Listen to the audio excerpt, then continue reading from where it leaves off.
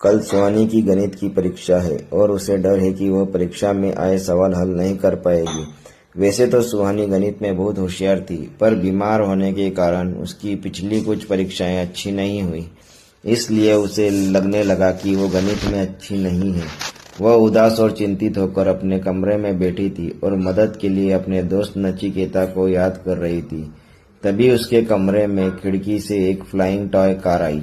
उस कार में नचिकेता बैठा हुआ था। नचिकेता ने अपना काला चश्मा निकालते हुए सुहानी से पूछा, क्या बात है सुहानी, इतनी परेशान क्यों हो?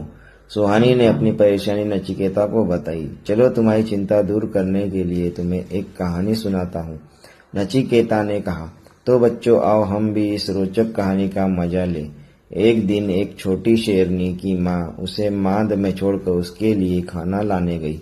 खाना ढूंढने में उसे जरा देर हो गई। छोटी शेरनी को अपनी माँ की चिंता हुई और वह उसे ढूंढने मांद के बाहर चली गई। अंधेरे में शेरनी की बच्ची रास्ता भटक गई और भेड़ों के बाड़े में जा पहुंची। वहां बहुत सारी भेड़ें रहती थी। शेरनी अब भेड़ों के साथ ही रहने लगी और भेड़ों की तरह बर्ताव करने लगी। वो ना तो शेरनी की तरह दहाड़ती, ना तेज दौड़ती और ना ही ऊंची छलांग लगाती। भेड़ों के बीच रहकर वह खुद को एक भेड़ ही समझने लगी थी। एक बार वह दूसरी भेड़ों के साथ घास चरने गई, तभी वहां शेरनी की माँ आ गई। सभी भेड़ें डर कर इधर उधर भागने लगी, पर शेरनी वहीं खड़ी रही। उसने अपनी माँ को पहचान लिया और दौड़कर उसके गले लगी।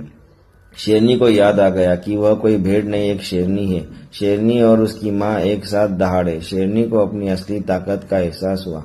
नचिकेता की कहानी सुनकर सुहानी का मनोबल बढ़ गया। उसने एक नई ऊर्जा का अनुभव किया और खुद को परीक्षा के लिए तैयार करने के लिए फिर से प्रेरित